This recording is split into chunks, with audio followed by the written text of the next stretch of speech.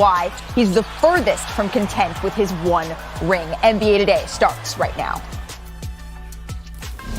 Welcome to NBA Today. Happy Friday. I'm Malika Andrews, and the crew is back after an all-star break. Janae Agumake, Richard Jefferson back with me. Kendrick Perkins and Zach Lowe are going to stop by in just a little bit. But we have got to start in chilly Chicago, where DeMar DeRozan has been red hot all of February, and neither the all-star break nor the Atlanta Hawks were enough to slow him down. DeMar picked up right where he left off as the Bulls hosted the Hawks. So let's take a look at that game from last night. There you can see him, DeMar DeRozan. We're going to pick this one up in the first quarter because it was all DeMar all the way. DeMar DeRozan is just putting everybody on notice. I said first team All-NBA for the first time in his career. He's trying to go after that MVP.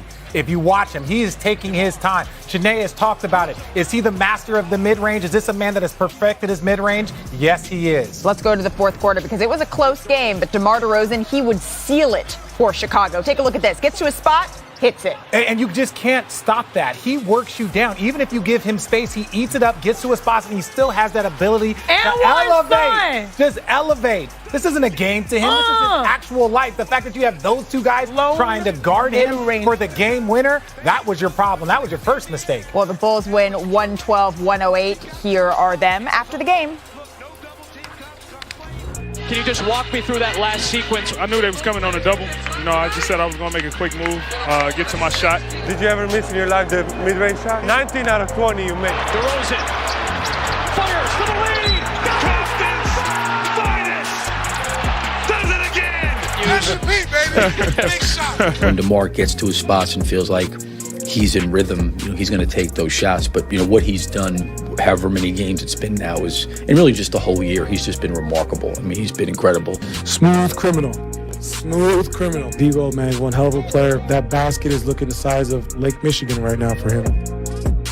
All right, so take a look at DeMar's odds to win MVP this season. He was 250-1 when the season started, but after this streak, DeRozan is now at just 16-1 odds to win the award. That's according to Caesars Sportsbook. So let's welcome in Kendrick Perkins. And Big Perk, I know I've given you a hard time about how often you change your pick for MVP, but I've been thinking there have been so many players who've sort of played their way in and out of this conversation that I hate to say it, but I'm going to. You may be right. The changing may be warranted. So I ask you, Kendrick, where does DeMar DeRozan fall in the MVP conversation today? You know what? He is 1A and Joel Embiid is 1B. I get a slight edge to DeMar. You know why? Because not only are they on, I believe, a 6-game winning streak, but it's not what he's doing, it's how he's doing it. And he's doing it without Lonzo Ball. He's doing it without Alex Caruso. That last night was Zach LaVine first game back. And you know what else? He's making analytics and making those guys look crazy because all these people that wanted to talk about three-point shooting, he's doing it from the mid-range. And he's doing it so efficient that he reminds me of a certain guy that played in the United Center that done it from the mid-range but done it with great efficiency. And that's Michael Jordan. So when you look at his numbers, right, you talk about 36, 37, 38, 40, 37, 36, 37, game winner. Like, you can't knock it with all W's. You got to put them at the top. There you go. Well, what do you think, Richard? No, look, to add to what Perk's saying, it's how he's doing it. Don't forget the Jokic MVP, really the sealer. There were two things. One, he played in every single game last year. And the second one for Jokic was that he did it once Jamal Murray went down. When Jamal Murray went down, everyone thought this team was going to, struggle to get into the postseason. Not only did he elevate his game, he elevated everyone's game around him. And those were some of the big deciding factors for Jokic getting that MVP. And now DeMar is doing that. To your point, there's no Lonzo Ball. There is no Alex Caruso. So all of these things, and then DeMar's like, you know what? I've been playing at an A level. Let me go to an A++ level. He is playing the best basketball of his entire career from start to finish of a game. And I don't know if there's a player right now that has been more important to their singular team success than DeMar DeRozan. We love great grades over here. A+, A++++. He absolutely deserves that, passing with fine colors. When I think of DeMar DeRozan, I just love, it's not what he does, as Perk says, it's how he's doing it, how he's been a professional throughout all the transitions and the stops of his career, and how he's just made his game better by doing what his strengths are, and that's the mid-range. He hasn't fallen in love with the three-point shot, even though he'll knock it down when necessary. But my goodness, the pace he plays with, the tempo, you're not going to speed up the game for him. He's found control of that. And the last time we've seen such a streak, you're right, Kendrick Perkins, it's since Michael Jordan, 35 points plus on a streak, since Michael Jordan in 1986. So this is a special time.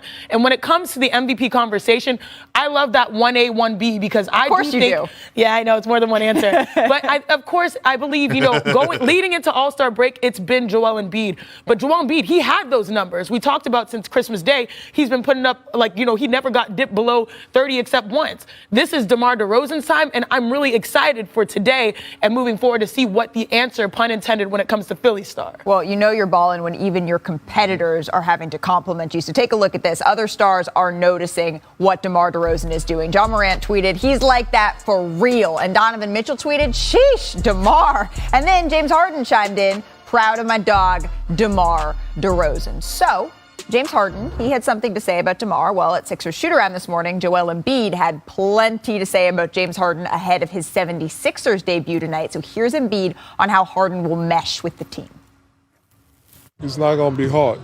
We're not talking about, non-shooters or, guys that are limited offensively. We're talking about James Harden. I mean, it's funny. You see all the stories that are out there and all that stuff, and obviously, we all see it.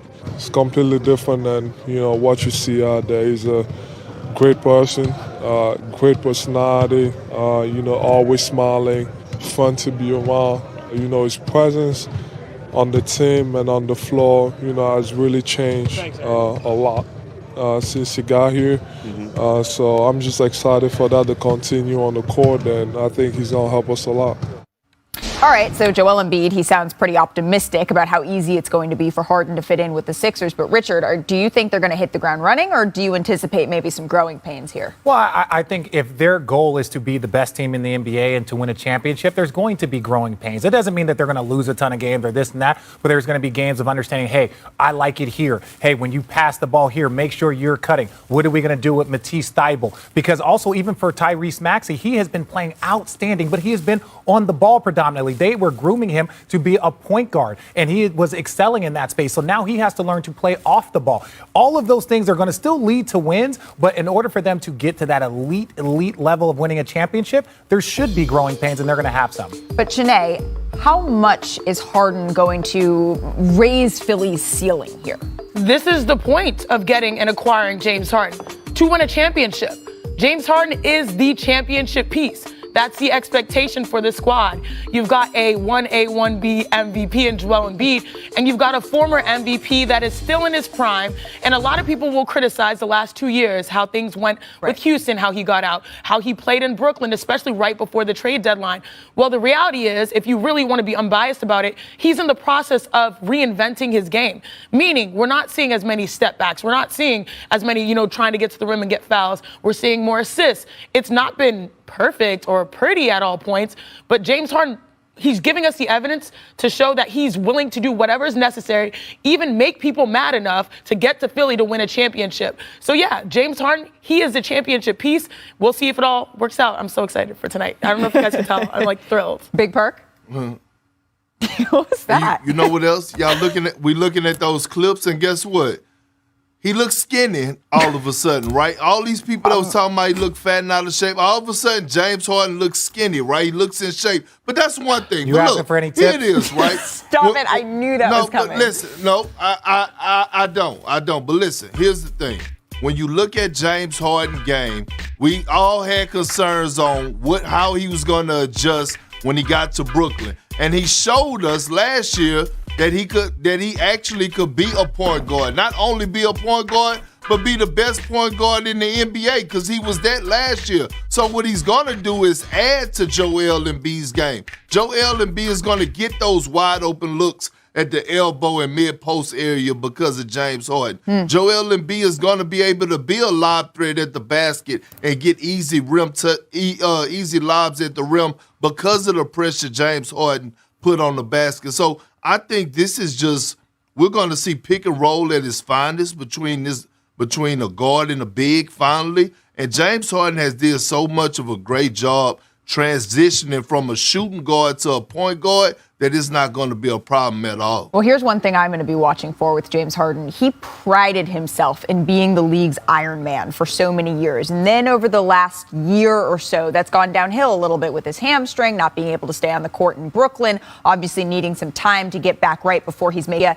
He wants to be that guy. He's told me over and over that his teammates can rely on and be out there. If he can keep that, then he's going to have the time to. Right now, the NBA and usage. So how do you see this playing out? So the way I see it is this. Now that you have in here, if you've got a guy like Matisse Thybulle, he's going to be very key because he's such a high-level defender. You need him on the floor. But then he starts to cut out. And so now you have Joel Embiid, and like what Perk is saying, it's going to get easier for Joel. He's still going to score. He's still going to be dominant. But with James Harden and with the way they can work in the pick and roll, the way you can't double off of James, so many different things that James brings to the game, especially if you do try and give too much attention to the Joel Embiid role. James Harden's one of the few guards that can throw the ball from the wing to the opposite corner and make it look beautiful. And the question is, if you have someone that's not necessarily a lights-out shooter like Thybulle, having that movement as he vacates the paint, takes the help defense, that's going to be crucial. But having James Harden opposite of Joel Embiid, ball side, or even on the weak side, all right, now, you have space to work. James Harden in the corner, the help defense is going to stay away. So this is a lethal duo. I like it when we have it's going to be an absolute problem because there's not a big man and guard combo. That's what you get. There's not a big man and guard combo like them in the league. Absolutely. And truth be told, we might not have seen anything like this since Shaq and Kobe. I'm not calling them Shaq and Kobe, but this is probably. But Joel Embiid is on pace if he leads the NBA with 29 points per game to be the first center to lead in points per game since Shaq in 2000. I try to get it off of Richard's back, Kobe, but it don't bounce like that. All right, so we're not making the comparison yet, but we're not making the comparison as well. All right, more from both of you in just a little bit, but I do want to bring back in Kendrick Perkins, and I also want to bring in Zach Lowe, and I want to start with you, Zach. What will you be watching for in Harden's debut tonight? Well, our version of Harden and Joel just did a great job breaking down the pick and roll stuff, so I'll leave that to them. Those two guys will figure that out. They're so talented, they're going to figure anything out. 3 things I'm looking for tonight. Number 1, what is Harden doing and where is he when Joel Embiid is posting up? Number 2, how does Doc Rivers stagger minutes, or does Doc Rivers stagger minutes so that one of Harden and Embiid is on the floor at all times and they kind of have their own teams within the team? 3, how are they going to handle pick and roll defense? We've talked about it a lot. James Harden, all he wants to do is switch. Joel Embiid is a drop back center, a traditional defense center. How does that interact when people put the two of them into a pick and roll? Those are the 3 things, but I haven't been this excited for a regular season game in a really long time. It's finally here. The drama with Simmons is over. The drama with Harden is over. We get to watch basketball now. Absolutely. Perk, what are you watching for? I'm curious to see how aggressive James Harden is going to be for us. Not his ball handling and facilitating, but I want to see, how many shot attempts is he going to get up?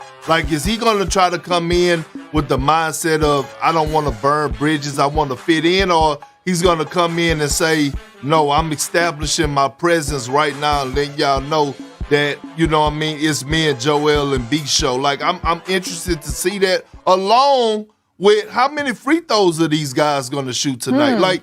We know that both of these guys are really great at getting to the free throw line. So I'm interested to see, could we be looking at a game where both of these guys could combine for How long do you think it's going to take? We don't know. Things look bleak for the Lakers. They're 4 games under 500. They didn't make a move at the trade deadline, and now they're without Anthony Davis. And during the All-Star break, LeBron James was very active, however, on the court and in his comments. So here's Zach Lowe to recap. If it isn't one of our favorite NBA traditions, LeBron James stirring the pot with some passive-aggressive jabs. LeBron put the entire Lakers brain trust on notice, which is kind of funny because LeBron and his inner circle are very much members of that brain trust and played a huge role in the Lakers' decision to trade almost everything they had left for Russell Westbrook. LeBron used All-Star to take obvious digs at the Lakers and Rob Pelinka's passivity at the trade deadline. The MVP over there is Sam Preston. This guy's eye for talent. This guy's pretty damn good. LeBron is, of course, eligible for an extension with the Lakers this summer, and everything he said and did this week in Cleveland should be taken as a clear message to the Lakers brass. Show me a reason to extend. I can't pretend to know what LeBron wants to do. All I can do is talk to people and read the tea leaves as best I can. And my best guess is that LeBron would prefer not to leave the Lakers. It's always special to play in front of the Laker faithful. It's a beautiful thing. LeBron's obvious frustration with Pelinka, with the Lakers doing nothing at the trade deadline, that is probably, for now, more a push for action, and the pressure is on this summer. They can still trade that 2027 pick, and by then, they'll also be able to trade a 2029 first-round pick. Westbrook's deal? Bam, suddenly expiring contract. But just remember this, always remember this. Instead of trading everything for Westbrook, the Lakers had a deal on the table to trade Kyle Kuzma and Montrezl Harrell to the Kings for Buddy Hield. In that scenario, they would have kept Kentavious Caldwell-Pope, kept their own 2021 first-round pick, and in addition, they could have re-signed one of THT and Alex Caruso. Remember Alex Caruso? Pretty good player. The Lakers have to make a ton of decisions, and they have to make those decisions work for next season's Lakers in a way that makes LeBron happy. He cares about this season's Lakers and next season's Lakers, and the pressure is on. Okay, so that was pretty comprehensive there on the low post, Zach. Anything you want to add? Sure. I mean, look, Rob Pelinka's being pilloried for not making a move at the deadline, but that could turn out, the whole point of this is that could turn out to have been the best course of action, because maybe this season for the Lakers is just not salvageable. That's the bet they were really making. There's no trade on the table. We're not getting Jeremy Grant or Harrison Barnes for what we can offer. There's no trade on the table that saves our season. Let's keep our war chest intact to the degree that it exists anymore and go back this summer with more first-round picks, more stuff to trade, more flexibility, and play for next season when we'll still have LeBron, we'll still have AD. And by the way, no one's excited to face us, even if we sneak into the playoffs this year, if we have those two guys on the court. So everyone tends to sort of focus in on these narrow points in time. They didn't make a move at this trade deadline. Oh my God, it's a crisis. Zoom out. Let's see what they do in July and judge it then. Okay, so give them a little bit of time. If you want more on that rant that you went on, though, the low post, I mean, you had some interesting points in there. So long term, though, you said you believe LeBron wants to remain in LA, but how uncomfortable could things get this summer?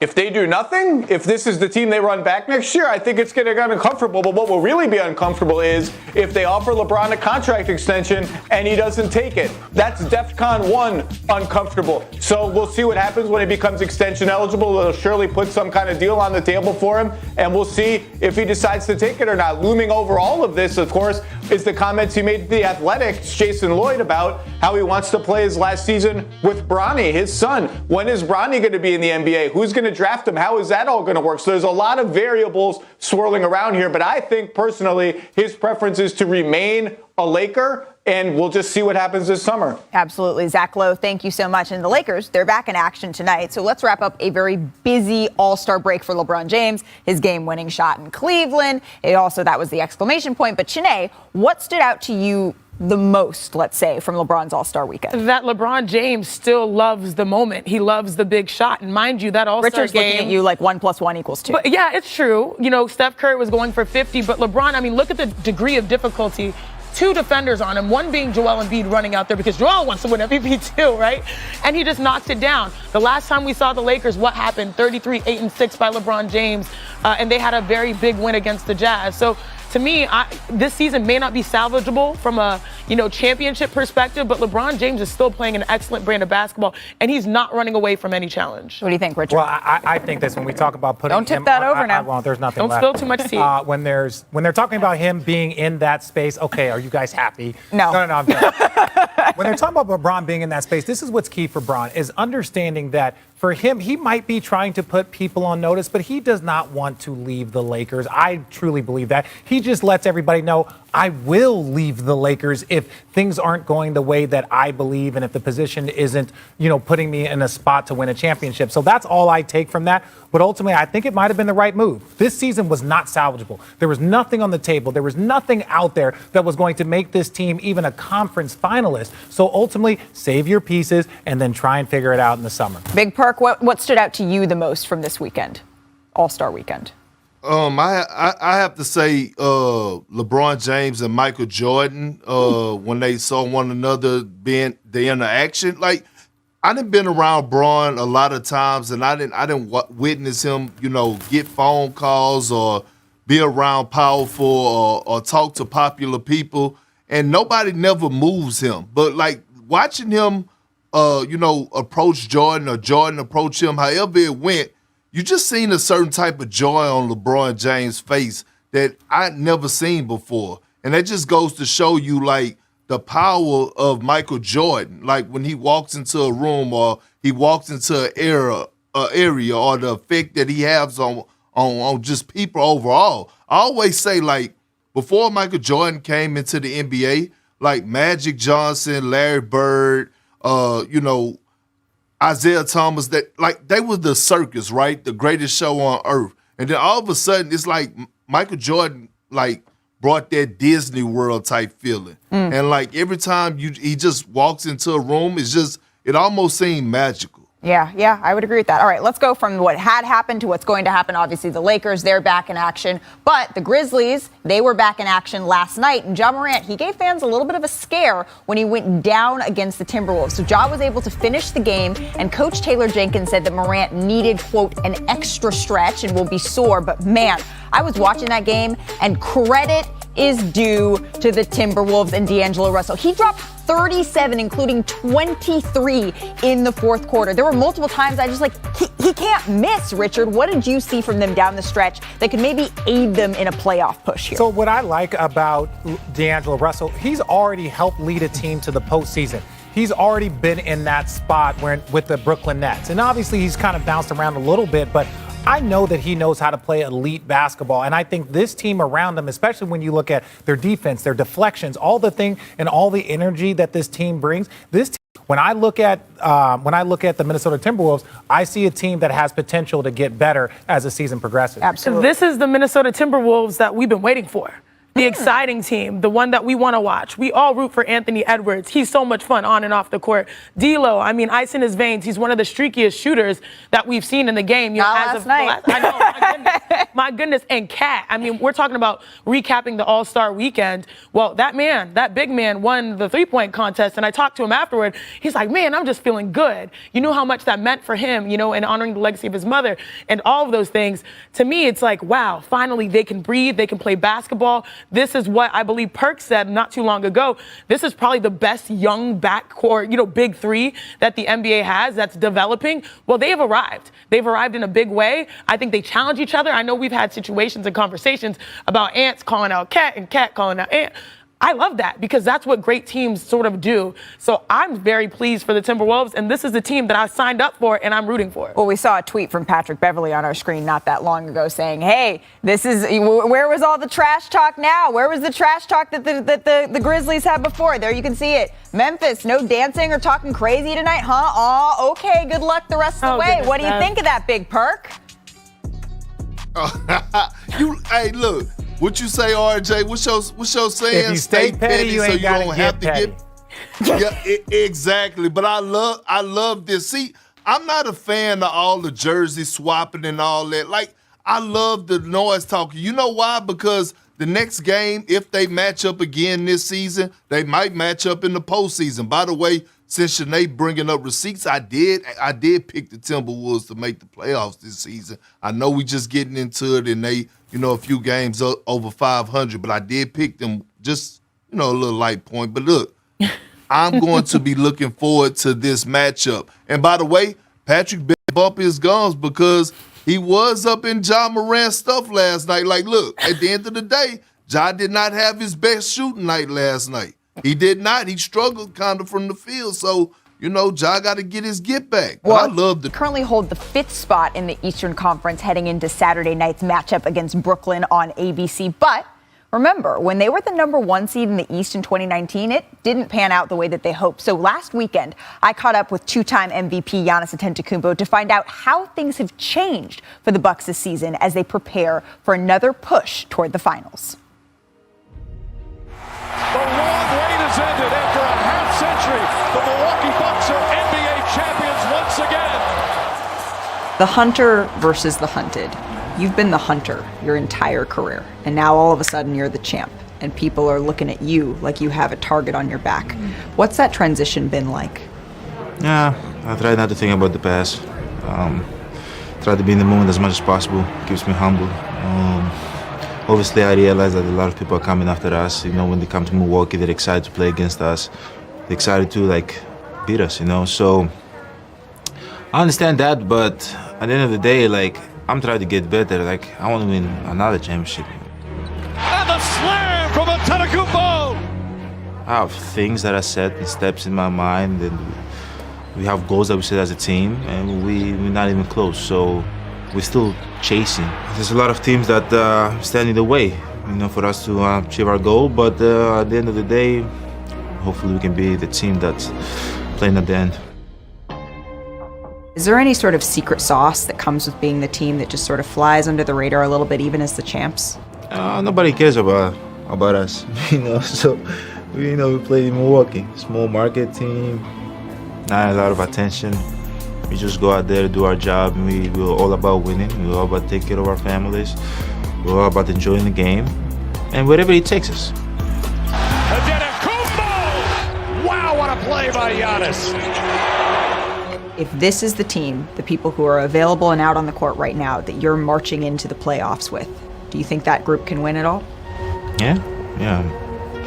Definitely believe in our group. I went down with safety protocol. Chris, Drew, Bobby went down. Guys got injured. Pads just went down. Brooke has been all year out. We haven't played a lot together as a team.